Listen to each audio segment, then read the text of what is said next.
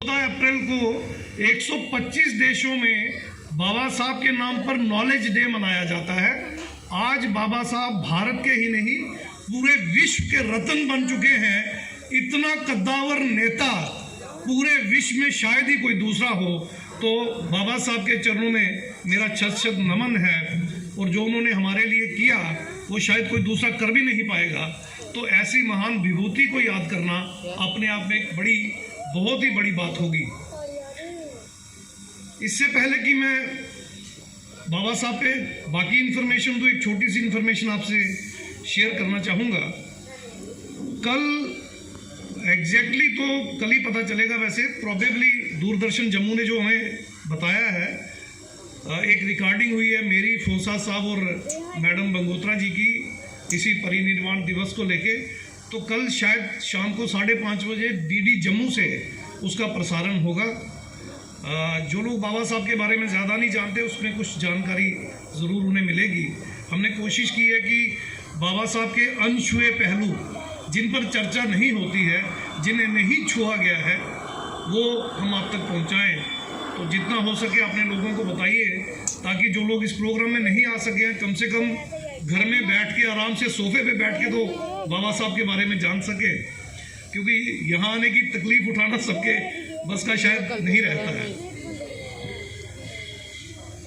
बाबा साहब का जीवन 1891 से लेकर 1956 तक का है। 65 इयर्स की एज में उनकी डेथ हुई है, परिनिर्वाण हुआ है, महापरिनिर्वाण हुआ है। और जिंदगी के 40 साल उन्होंने सार्वजनिक जीवन में दिए। 1916 से लेकर 1956 तक जो पीरियड है, ये 40 साल का पीरियड बाबा साहब का जो है, ये अपने समाज को समर्पित है। और सिर्फ अपने समाज को ही समर्पित नहीं है, बल्कि पूरे भारत को। यहां तक कि मैं ये कहना चाहूंगा कि बाबा साहब के काम अंतरराष्ट्रीय स्तर पर सबको समर्पित है। ये अंतरराष्ट्रीय स्तर पर कैसे समर्पित है, इसके 2-3 छोटे से उदाहरण मैं देना चाहूंगा। इस पर अगर आप ध्यान देंगे तो आपको पता चलेगा कि बाबा साहब सिर्फ भारत रत्न ही नहीं है, वो विश्व रत्न है। बाबा साहब के अगर आप एजुकेशन पे हम बात करें तो उनकी करीब 32 डिग्रियां उनके पास। 9 लैंग्वेजेस पे उनकी कमांड थी। कमांड का मतलब है उसमें वो किसी भी हद तक लिख सकते थे, पढ़ सकते थे,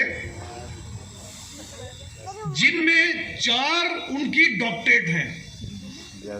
एक उन्होंने पीएचडी कर रखी थी, एक इन्होंने डीएससी डॉक्टरेट ऑफ साइंस कर रखी थी, एक उन्होंने डी.लिट लिटरेचर में डॉक्टरेट कर रखी थी। ये 3 तो उन्होंने अर्न कर रखी थी। चौथी डॉक्टरेट उनको लॉ में LLD मिली थी, ऑनरेरी। जब उन्होंने भारत का संविधान लिखा उसके बाद उन्हें उसी लॉ कॉलेज से, यहाँ से वो पढ़ के आए थे, उन्होंने उन्हें LLD की डिग्री जो ऑनरेरी है वो उन्हें दी थी। तो उनकी 4 डॉक्टरेट हैं। अब आप उनकी डॉक्टरेट पे फोकस करिए। जो पढ़े लिखे लोग हैं वो मेरी बात को बड़ी आसानी से समझेंगे, जो कम पढ़े लिखे वो भी अगर कोशिश करेंगे तो जरूर समझेंगे। हमारे इंडिया में डॉक्टरेट की डिग्रियां बांटी जाती हैं, खास करके जो कॉलेज यूनिवर्सिटी तक लोग गए हैं, यूनिवर्सिटी में पढ़ने वाले लोग बड़ी आसानी से मेरी बात को समझेंगे। हमारे यहाँ भारत में तकरीबन हर यूनिवर्सिटी में, कुछ एक को छोड़कर, तकरीबन हर यूनिवर्सिटी में पीएचडी की डिग्री जो है वो बांटी जाती है।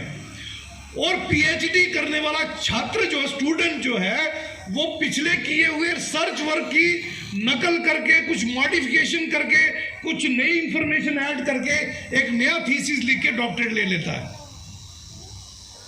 लेकिन अमेरिका में, इंग्लैंड में या जो डेवलप्ड कंट्रीज हैं उनमें ऐसा नहीं होता है। उनमें पीएचडी या डॉक्टरेट की डिग्री सिर्फ उस व्यक्ति को मिलती है जो कुछ ऐसा नया करता है जिसका पूरे मानवता को फायदा होता हो, या कम से कम उस देश को बहुत बड़ा फायदा होता हो, या किसी पर्टिकुलर फील्ड में बहुत बड़ी एक्सेलेंस हो।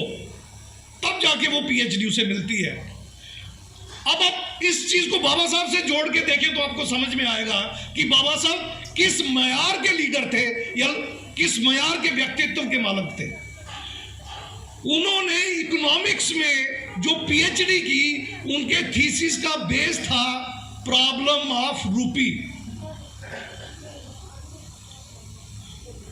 ये थीसिस उन्होंने 1900 के दूसरे दशक में यानी 20वीं शताब्दी के दूसरे दशक में लिखा। आपकी देश की जो इकोनॉमी है और जो इकोनॉमिक स्ट्रक्चर है, जो अर्थव्यवस्था जिसे आप हिंदी में कहते हैं, वो उसी किताब पे बेस्ड है। आपके देश की सारी इकोनॉमी आरबीआई के थ्रू कंट्रोल होती है, जिसे हम रिजर्व बैंक ऑफ इंडिया कहते हैं। वो रिजर्व बैंक बाबा साहब की पीएचडी की थीसिस प्रॉब्लम ऑफ रूपी पे बेस्ड है। तो आज आपके देश में जितनी भी इकोनॉमिक डेवलपमेंट हुई है 1950 ऑनवर्ड्स, 26 जनवरी 1950 को संविधान लागू होने के साथ वो सारी चीजें जो है शुरू हो गई। तो बाबा साहब का वो जो थीसिस है उससे पहले इंप्लीमेंट हुआ। बाबा साहब के थीसिस पे रिजर्व बैंक की स्थापना पहले कर दी गई थी और आपकी सारी इकोनॉमी का स्ट्रक्चर जो है उसी पे डेवलप हुआ। और बाबा साहब की वो किताब प्रॉब्लम ऑफ रूपी जो है, अमेरिका और इंग्लैंड ने अपनी इकोनॉमी में 30% रिफॉर्म्स उस किताब के बेस पे किए। और ये जो अमेरिका आज वर्ल्ड पावर बना है, इकोनॉमिक और वर्ल्ड पावर जो बना है, वो बाबा साहब के कई सजेशंस के बेस पे बना। ये आपको शायद पता नहीं होगा, आप कभी इस लेवल की रिसर्च नहीं करते होंगे। तो बाबा साहब का एक पीएचडी का थीसिस पूरी दुनिया के सभी मुल्कों की इकोनॉमी को हिला रहा है। ये आप देख लीजिए बाबा साहब का लेवल क्या है। इससे आपको पता चलेगा बाबा साहब डॉक्टर भीमराव अंबेडकर किस लेवल के इकोनॉमिस्ट थे। अब दूसरा अंदाजा इस बात से लगाइए, अमर्त्य सेन नाम के एक व्यक्ति को नोबेल प्राइज मिला और जब उससे ये पूछा गया, इकोनॉमी में मिला, इकोनॉमिक्स में मिला, जब उससे ये पूछा गया कि आपकी प्रेरणा स्रोत क्या है, तो उन्होंने कहा बाबा साहब डॉक्टर बी आर अम्बेडकर का थीसिस प्रॉब्लम ऑफ रूपी। जब बाबा साहब ने ये थीसिस लिखा तब $1 के $13 मिलते थे। 1947 में जब तथाकथित आजादी हमें मिली तो $1 का $1 मिलता था। आज $1 के 80 या 90 रुपए मिलते हैं। ऐसा क्यों हुआ? क्योंकि बाबा साहब के बताए हुए रिफॉर्म्स को अमेरिका ने किया, इंग्लैंड ने किया, डेवलप्ड कंट्रीज ने किया और हमारे यहां बैठे हुए मनुवादियों ने नहीं किया। तो बाबा साहब का थीसिस मानने से आप इकोनॉमिक वर्ल्ड पावर बन सकते थे, आप नहीं बने, अमेरिका बना। और उसको अगर आप अडॉप्ट नहीं करते हैं तो आपकी परिस्थितियां क्या हैं? आज आपके एक पैदा होने वाले बच्चे पे लाखों रुपए का वर्ल्ड बैंक का और IMF का कर्जा है। ये है बाबा साहब की पावर। अगर आप मानते तो अमेरिका की तरह दुनिया की सुपर पावर होते इकोनॉमी में, नहीं मानते हो इसलिए आपकी ये पोजीशन है। हालांकि अर्थव्यवस्था उस किताब पे बेस्ड है, मगर उसके रिफॉर्म्स जो थे वो मनुवादियों ने नहीं किए। क्यों नहीं किए? क्योंकि अगर वो रिफॉर्म कर दिए जाते तो आज जितने भी हमारे लोग हैं, SC हैं, ST हैं, OBC हैं, माइनॉरिटी के लोग हैं, जो दबे कुचले हैं, उन सब की पर कैपिटा इनकम बहुत ज्यादा बढ़ जाती और वो इकोनॉमिक बैलेंस जो कंट्री का है बन जाता। इकोनॉमिकली हम सब लोग अपर कास्ट लोगों के, सो कॉल्ड अपर कास्ट लोगों के या तो बराबर आ जाते या उनसे आगे निकल जाते। ये वो नहीं चाहते थे, इसलिए उन्होंने बाबा साहब के थीसिस को नहीं माना। अब बाबा साहब के दूसरे थीसिस पे आ जाते हैं। एक किताब उन्होंने लिखी है जिसपे उन्होंने PhD की थी, caste in India. Caste in India, its origin, genesis and mechanism. Bharat में जातियों का उद्गम, उदय कैसे हुआ, इनकी डेवलपमेंट कैसे हुई, इनका डेवलप करने का तरीका क्या था, ये बाबा साहब का PhD का एक थीसिस है। इस पर भी उन्हें डॉक्टरेट मिली। आप देखिए, अगर आप उस किताब को पढ़ लें और 1936 में लाहौर में जाति पाति तोड़क मंडल, जो सो कॉल्ड अपर कास्ट लोगों का एक ऑर्गेनाइजेशन थी सोशल, उसमें बाबा साहब को उन्होंने एज ए चीफ गेस्ट बुलाया था। तो जो भाषण बाबा साहब ने लिखा उसको पढ़ने के बाद जब गांधी जी को भेजा गया, गांधी जी ने पढ़ा, अपर कास्ट लोगों ने पढ़ा, तो उन्होंने वो प्रोग्राम ही कैंसिल कर दिया। वो बाबा साहब ने अपना भाषण प्रिंट करवा के मार्केट में बेचने के लिए छोड़ दिया। आज दुनिया की हर लैंग्वेजेस में वो आपको मिल जाएगा। बाबा साहब का अंग्रेजी में एनिहिलेशन ऑफ कास्ट नाम का वो भाषण, और बाबा साहब का पीएचडी का वो thesis, caste in India, its origin, genesis and mechanism, ये 2 किताबें अगर आप पढ़ लें तो बाबा साहब की पूरी ताकत एक ही बात में लगी हुई है कि किसी तरह से इस देश से सबसे गंदी, सबसे जलील, सबसे खराब, सबसे सड़ी हुई बीमारी का अंत हो, जिसका नाम है जाति। ये बाबा साहब का दूसरा थीसिस था। बाबा साहब के थीसिस पे दुनिया में रिसर्चेज हुई। आज यूनाइटेड नेशन में उन किताबों पे रिसर्चेज चल रही हैं, मगर हम इतने एहसान फरामोश हैं। बाबा साहब अमर रहे तो गाते हैं, किसी ने उस किताब को आज तक खरीद के पढ़ा नहीं होगा, जबकि ये इंटरनेट पे भी अवेलेबल है सब किताबें उनकी। अगर आप खरीद नहीं सकते तो डाउनलोड कर लीजिए, क्या फर्क पड़ेगा, एक दिन फेसबुक नहीं चलेगा या आपका व्हाट्सएप नहीं चलेगा, 1-2 दिन में डाउनलोड करके आप उसको पढ़ सकते हैं, मगर हम लोग नहीं पढ़ते हैं। तो ये बाबा साहब का मयार है, ये स्टैंडर्ड है बाबा साहब का इंटरनेशनल लेवल पे। अब तीसरी चीज आप देखिए, बाबा साहब का जो ऑनररी पीएचडी है, जो एलएलडी है, उनकी लेगम डॉक्टरेट है, जो लॉ में उनकी डॉक्टरेट है, वो उनको मिला भारत का संविधान लिखने में। अब ऐसा नहीं है कि बाबा साहब से पहले भारत का संविधान किसी ने लिखा ही नहीं, ऐसा नहीं है। मैं उनके नाम नहीं लेना चाहता, हमें जरूरत नहीं है। तथा कथित ऊंची जाति के बड़े बड़े स्टालवर्ड जो लीगल ल्यूमिनरीज थे, उन्होंने वे कॉन्स्टिट्यूशन लिखे, ब्रिटिश गवर्नमेंट को सौंपे, और जब उन्होंने पढ़ने के बाद उन्होंने डस्टबिन में फेंक दी। उन्होंने कहा ये पूरे भारत को एक सूत्र में बांधने की ताकत नहीं रखते हैं। लिहाजा ड्राफ्टिंग कमेटी का चेयरमैन बनने के बाद बाबा साहब ने जो संविधान बनाया वो वाहिद एक ऐसा डॉक्यूमेंट है जो 665 छोटी छोटी रियासतों को, जिन रियासतों के राजा महाराजा नवाब हुआ करते थे, उन रियासतों को एक सूत्र में पिरोने की ताकत रखता है। और आज भारत का संविधान दुनिया के सबसे बेहतरीन संविधान में से एक माना जाता है, क्योंकि बहुत विविधता है। पूरे भारत में धर्म बहुत हैं, जातियां हैं, वर्ण हैं, अलग अलग भाषाएं हैं, अलग अलग कल्चर हैं, अलग अलग किस्म का रहन सहन खान पान है। आप अगर तमिलनाडु में जाएंगे तो आपको इस तरह का खाना नहीं मिलता जैसा यहां मिलता है। अगर आप किसी बंगाल में चले जाइए, वहां हर सब्जी में आपको मच्छी मिलेगी। हर जगह का रहन सहन खान पान सब अलग है। तो इतनी विविधता वाले देश के लोगों को एक सूत्र में पिरोने की जो बाबा साहब की कोशिश थी, उस पे उनको पीएचडी का, थीसिस का, एलएलडी का ऑनररी मिला। यहां से आप समझ लीजिए बाबा साहब का अल्टीमेट मयार क्या था। अब इतना काबिल आदमी अपनी जिंदगी के आखिरी दिनों में रोता है, दुखी होता है, और चिल्ला चिल्ला के एक बात कहता है कि मैंने अपना सब कुछ वार दिया, मगर जो मैं करना चाहता था वो अभी पूरी तरह से नहीं हो पा रहा है।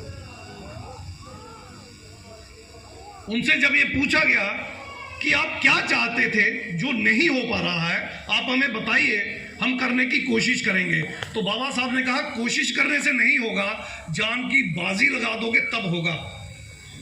तो जब पूछा गया कि क्या है, तो उन्होंने कहा मैं इस देश में यूनिटी ऑफ विक्टिम्स नहीं कर पाया। क्या नहीं कर पाया?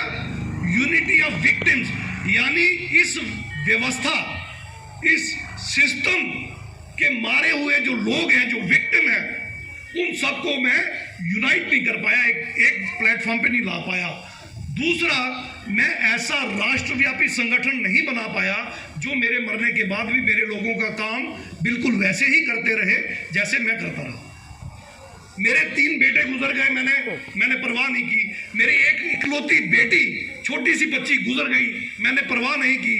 मेरी बीवी 35 साल की उम्र में बीमारी से जूझती मर गई, मैंने परवाह नहीं की। मेरे परिवार को दवाई नहीं मिली, मर गया मेरा परिवार, मैंने कोई परवाह नहीं की। मेरे परिवार को रोटी नहीं मिली, कई कई दिन भूखे रहे और अंततः मर भी गए, मैंने फिक्र नहीं की। मगर जिन लोगों के लिए मैंने इतना बड़ा त्याग, इतना बड़ा बलिदान दिया, मैं उन लोगों को एक प्लेटफॉर्म पर लाकर यूनाइट नहीं कर पाया।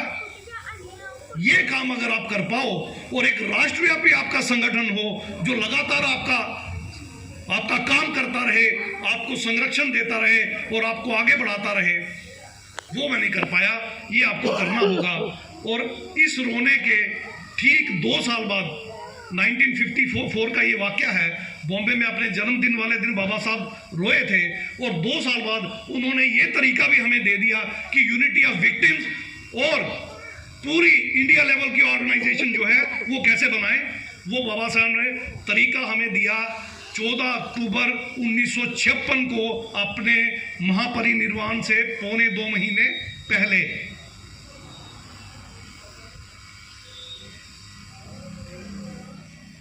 और वो तरीका था, आप वर्ण खत्म नहीं कर पाओगे, आप जातियां खत्म नहीं कर पाओगे, लिहाजा आपको अपना धर्म खत्म करना होगा और अपने असली ओरिजिनल धम्म में घर वापसी करनी होगी। और बाबा साहब ने बुद्ध के धम्म की बात की और कहा कि हम सब लोगों को तथाकथित हिंदू धर्म, जो कि किसी किस्म का धर्म नहीं है, उसे छोड़कर बुद्ध धर्म में घर वापसी कर लेनी चाहिए। और बड़ा खास संदेश जो बाबा साहब ने उस दिन दिया, बहुत सारी बातें बाबा साहब ने कही, उनका भाषण एक किताब में हमने प्रिंट करवाया है। मैं चाहूँगा धीरे जी उन बच्चों को दें जो स्टेज तक आए थे और वो बच्चे अपने घर वालों को पढ़ के सुनाएं और समझाएं बाबा साहब ने उस दिन क्या क्या कहा। बहुत लंबी दास्तान है, मगर उसकी मेन बात मैं आपको जो बताना चाहता हूँ, वो बाबा साहब ने कहा कि जाति लेकर मत घूमना। अगर आप बुद्ध के धम्म में आ जाओगे, मेरी 22 प्रतिज्ञाओं को मान लोगे, तो जाति लेकर मत घूमना।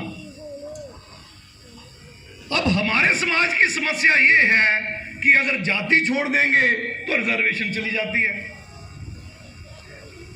हमें रिजर्वेशन बड़ी जरूरी चाहिए, हालांकि हमें रिजर्वेशन मिल भी नहीं रही। पिछले 70 साल से हम यही रोना रो रहे हैं। 15% एससी के लिए, 7.5% एसटी के लिए, 27% ओबीसी के लिए कब से लागू हुई है, आज तक नहीं मिली। सेंटर में 2 या 3% से ऊपर किसी वर्ग को नहीं मिली और J&K स्टेट में तो ओबीसी को तो कुछ भी नहीं मिला, कोई आधा %, शायद 1% मिला हो, और SC ST को जो मिला आपके सामने है। हमें मिलती भी नहीं और हमें से छोड़ते भी नहीं। और डोगरी में एक कहानी हम अक्सर सुना करते थे।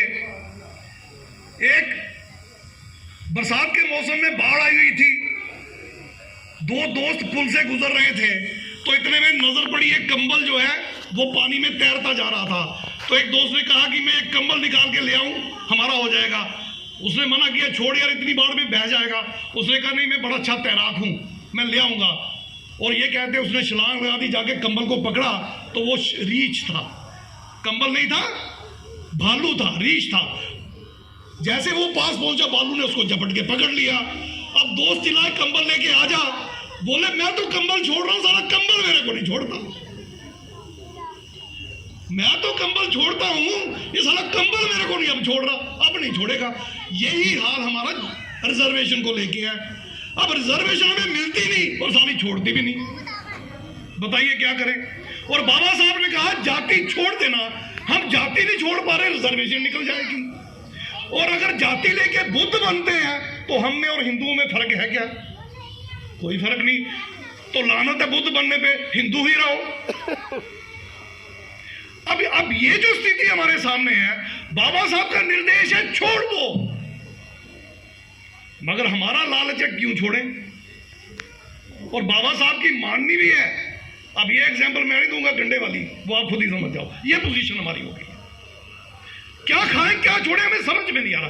तो बाबा साहब का सीधा निर्देश था कि बुद्ध बनना है तो जाति छोड़ दो। अब जाति हमसे नहीं छूट रही। जितनी प्रताड़ना हमारे साथ होती है जाति के बेस पे होती है। जितने जूते हमें पड़ते हैं जाति की वजह से पड़ते हैं, मगर हम जाति को छोड़ नहीं पाते।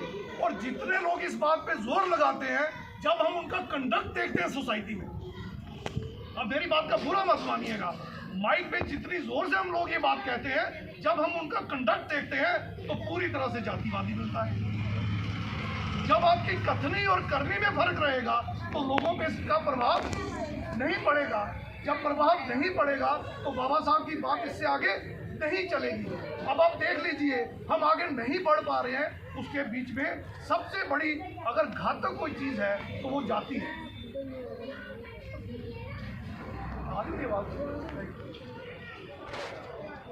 तो ये जाति का जो फेर है, ये कोई ज्यादा पुराना नहीं है। बाबा साहब ने कहा अपने इतिहास को जानो। मैं आपको थोड़ा सा इतिहास में ले जाना चाहूंगा।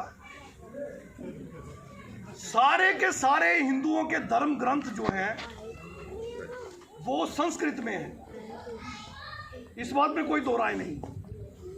और ऐतिहासिक तौर पर यह बात साबित हो चुकी है कि संस्कृत का जन्म 2000 साल पहले हुआ, यानी संस्कृत की उम्र जो है वो 2000 साल से ज्यादा पुरानी नहीं है। और ये पाली भाषा जो थी हमारी बुद्धों की, प्रकृत भाषा जो थी, उसी का एडवांस वर्जन है संस्कृत। और जो धम्म लिपि में हम लिखा करते थे उसी का एडवांस वर्जन है नागरी लिपि, जिसे ये देवनागरी बोलते हैं। तो जिस भाषा का जन्म 2000 साल पहले तक नहीं हुआ था, उस धर्म को ये हजारों लाखों साल पुराना बताते हैं। तो ये कैसे संभव है? इनकी रामायण पढ़ लीजिए, इनकी महाभारत पढ़ लीजिए, इनके कोई भी धर्म ग्रंथ, गीता, जो भी पढ़ना पढ़ लीजिए। जब आप बुद्ध की जातक कथाएं पढ़ेंगे तो जो छोटे छोटे एपिसोड हैं, रामायण में भी छोटे छोटे एपिसोड हैं, महाभारत में भी हैं। ऐसे कंटिन्यूसली एक किताब में एक कहानी नहीं है। जैसे रामायण में एक शंभूक ऋषि का एपिसोड है, रामायण में धनुष तोड़ने का एक एपिसोड है, रामायण में पुत्रेष्टि यज्ञ करके बच्चे पैदा करने का, राम लक्ष्मण और भरत शत्रुघ्न के जन्म का एक एपिसोड है। तो ये छोटे छोटे छोटे एपिसोड्स को कंबाइन करके रामायण लिखी गई, महाभारत और बाकी किताबें लिखी गई। वो सारी कहानियां बुद्ध जातक कथाओं से लेकर उनका ब्राह्मणीकरण करके लिखी गई। इससे भी ये साबित होता है कि इनका इतिहास 2000 साल से ज्यादा पुराना नहीं है। और पहली बार जब इन्होंने हिंदू धर्म की नींव रखी है तो हिंदू धर्म में 3 ही सेक्ट हैं। एक शिव जी को मानने वाले जिनको शैव कहा जाता है, एक विष्णु को मानने वाले जिनको वैष्णव कहा जाता है, और एक देवियों को मानने वाले जिनको शाक्त कहा जाता है। ये 3 ही मत हैं। तो इतिहास में जब आप जाओगे, अगर इतिहास को सही तरीके से खंगालोगे तो आपको ये बात पता चलेगी, जो सबसे पहला सेक्ट है हिंदुओं का जिसको ये शैव मत बोलते हैं, शिवजी वाला, वो इनके शंकराचार्य ने शुरू किया था, जिसको आदि शंकराचार्य भी कहा जाता है। पहला शंकराचार्य वो केरला में पैदा हुआ 688 एडी में, और 720 में मर भी गया 32 साल की उम्र में। यानी 1300 साल पहले इन्होंने बुद्ध को शिवजी बना दिया, और बुद्ध के जो स्तूप थे उनको तोड़ा, जो छोटे स्तूप बचे इनसे नहीं टूटे उनको शिवलिंग का नाम दे दिया। तो शिव जी की कहानी तो यहां से शुरू हुई। तो ये हिंदू धर्म शुरू कहां से हुआ? 1300 साल पहले, इस्लाम के भी बाद में। अब इनका दूसरा सेक्ट है विष्णु वाला, जिसको ये वैष्णव कहते हैं। वैष्णव को शुरुआत करने वाला बंदा तमिलनाडु में पैदा हुआ, नाम था उसका रामानुजाचार्य, और वो 11वीं शताब्दी में पैदा हुआ। और तीसरा सेक्ट इनका है शाक्त मत। ये जो आप देखते हो, दुर्गा, ये काली, ये वैष्णवी, जितनी भी माताएं हैं, ये 13वीं शताब्दी में उन्होंने बुद्ध की छोटी मूर्तियां और जो बुद्धिस्ट आइकन हमारी माता तारा थी, उनके आइकन को इन्होंने देवियों में कन्वर्ट किया। तो ब्राह्मण धर्म जो है, जिसको ये हिंदू धर्म कहते हैं, उसकी शुरुआत जो है वो 1300 साल से ज्यादा पुरानी नहीं है। और वर्ण व्यवस्था और जाति व्यवस्था जो है, ये पिछले 1000 साल के अंदर की कहानी है। जब बाहर से इन्वेडर्स आए, तुर्की से आए और अफगानिस्तान से आए, मुगल वगैरह आए, इनके हमलावरों के साथ मिलकर जब इन्होंने हमारी ज़मीनें हड़प ली, हमें ज़मीनों से बेदखल कर दिया, हम यहाँ के राजा थे, हमारा सब कुछ यहाँ का था, तो जिन लोगों को ज़मीनों से बिल्कुल बेदखल कर दिया, उनके पास खाने को कुछ बचा नहीं, और वो मरे हुए जानवरों का मांस खाने लगे, तो वहाँ से ये जातियाँ और अस्पृश्यता शुरू हुई। क्योंकि बुद्ध जो है, बुद्ध जीव को मारने के विरोध में थे। उनका पहला शील ही ये था, पानाति पाता वेरमणि सिक्खा पदम समादयामि, अकारण किसी भी जीव की हत्या हम नहीं करेंगे, मैं इसकी शिक्षा ग्रहण करता हूँ। इसी तरह जैन जो पंथ था, हमारे 2 ही पंथ थे मेन मुख्य, वैसे तो 8 पंथ थे मगर 2 मेन थे। जैन भी जो है किसी भी जीव को छोड़िए, किसी कीड़े मकोड़े तक को मारने की इजाज़त नहीं देता था। बाहर से आए यूरेशिया से विदेशी ब्राह्मणों ने उसका सहारा लेकर हम पे वो चीज़ें थोपी, और जो लोग ज़मीनों से बेदखल इन्होंने करवा दिए, वो जब खाने के लाले पड़ गए उनको, वो मरे हुए जानवरों का जब मांस खाने लगे, तो उन्होंने इनको अनटचेबल डिक्लेयर करवा दिया। तो ये अनटचेबिलिटी, वर्ण व्यवस्था और जाति व्यवस्था, ये पिछले 800-900 साल, 1000 साल के अंदर की कहानी है। आज से 800 साल पहले का जो इतिहास मिलता, उसमें सिर्फ 20 जातियां थी, सिर्फ 20, पेशे के बिना पे 20 जातियां थी। आप प्रोफेशन गिनने बैठोगे 40 से ऊपर नहीं मिलेंगे आज की डेट में, तो तब 20 ही होंगे। मगर आज 6743 जातियां हैं। ये जातियों का कमाल ब्राह्मणों ने जो किया है, ये आपको समझना होगा। क्रांति युग पुरुष कबीर इसके विरोध में थे, क्रांति युग पुरुष रैदास इसके विरोध में थे, बाबा साहब इसके विरोध में थे, सैन जी महाराज इसके विरोध में, जितने हमारे संत महामानव हुए हैं सब इसके विरोध में थे। राष्ट्रपिता ज्योतिबा फुले इसके विरोध में थे, क्रांति ज्योति माता सावित्रीबाई फुले इसके विरोध में थी, अयंकाली इसके विरोध में थे, प्यारी वी रामास्वामी नायकर इसके विरोध में थे, बाबा साहब डॉक्टर BR अम्बेडकर इसके विरोध में थे। इसके बावजूद हमने उनकी ये बात आज तक नहीं मानी। हम बुद्ध भी बनते हैं तो जाति साथ लेके जाते हैं, और बुद्ध बनने के बाद भी बेटे या बेटी